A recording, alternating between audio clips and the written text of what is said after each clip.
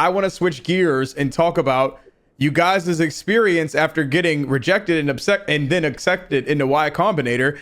What has been your earliest reaction to being a part of this Winter 26 batch? How's it felt? So yeah, definitely the experience after getting rejected and accepted was great. I personally was speechless, so that's it.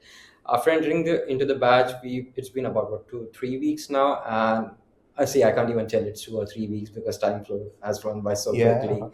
And I've met great and very ambitious founders around here. I think I probably wouldn't have been able to, or the Ninja wouldn't have been able to keep up this amount of progress if we weren't surrounded by these many ambitious people and partners who sort of pushing us every day. So I can safely say that we are probably in our most productive stage right now of building and selling Yeah. that than we probably ever be Yeah. pre-YC or post-YC. Yeah. Even I would add, like, this is the most talent dense community that I've ever seen. Like, different researchers, engineers, folks who have worked in various industries that we never even heard of. So yeah, like, we get to learn a lot, and we have this thing called group office hours where Yeah. everyone like sets their targets, and when we see other people's targets, we're like, yeah, we have to level up as well. You talked about like the productivity gap or boost that you get from being a part of the batch. When you think about kind of what the next 3 to 6 months look like for you guys as a company, what do you want to look back at Y Combinator and feel like you got out of the experience? Out of the Y Combinator experience, I would say is just like grind as hard as you can, Yeah. Yeah. work 16 hours a day, 18 hours a day, because the ultimate goal is to just sort of keep maintaining the speed that you started with, just like keep going with that. And I think out of the Y Combinator experience, apart from that, one thing that we've learned so far is both of us are very technical folks. So it's Yeah. like it's during the batch that we're sort of learning how to sell stuff. And Yeah. then like into enterprises, it's even more difficult because you're talking to people who will have like large contracts coming in, but again, they're going to pull their entire contract cycle over months. So it's like how to navigate all of those things, what to say in a sales pitch. Yeah. So things like Yeah, like, yeah, after 6 months, I'm probably gonna look back and I would be like, yeah, like, Tyler used to tell us a lot of stuff. Tyler is our partner, by the way. And yeah, sales is hard. Like, before YC, we never thought about, like, we thought sales was easy because we got one of our contracts pretty early on, pretty easily. How give me a sense, like how much are you guys working? I know you said 16 to 18 hours, but like what does a typical day look like for you as a YC founding team? I would say we wake up, we work, then we just have some small break. We just watch Netflix and lunch for an hour. Then we just work again.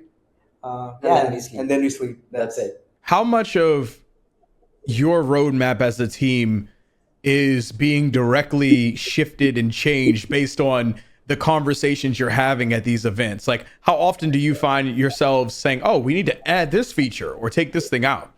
Every day we have a conversation. People are like, oh, you can just do instead of generate. It's like one of the conversations which was pretty phenomenal yesterday was, instead of just delivering images, just give it to us with a Dickerized stock. Yeah. That was one of the demands of a hedge fund and stuff like that. So every single day, we're working on new models, new products. We also like finding out new areas that could benefit from the product that we have, like you just mentioned. So real estate, we never thought that real estate would probably benefit from what we already have, but seems like they are very interested in having this kind of technology. Yeah, and they were pretty emotional on the call as well. Like, we are Yeah. pretty underserved.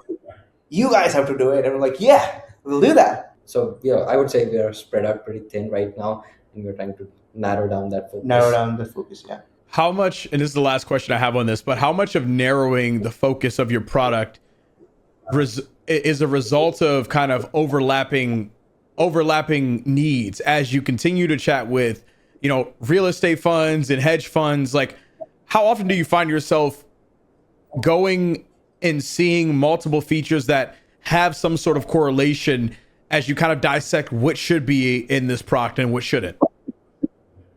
Yeah, I think that happens occasionally. Like, we work on a wide range of features that we speak to customers, and we're like, damn, those are basically the same features, just have a different name. Like Yeah. all this stuff, like the model that we are training can be used by multiple ICPs instead of training different models. So yeah, Yeah. we just do a little bit of fine tuning maybe for one more use case instead of training it from the bottom up, from the ground.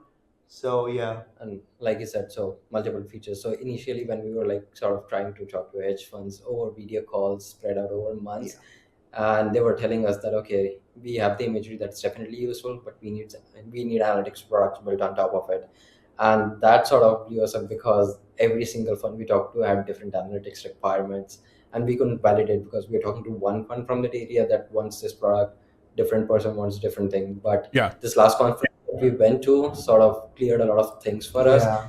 It's because we were able to talk to what about 60 70 people in 2 days, since he just like we were running around trying to talk to people from these hedge funds. And it's like in that moment we could start to categorize all of these features. It's like okay, everyone wants this feature that's identifying changes on the ground between two dates. Everyone wants this feature that's identifying this particular thing.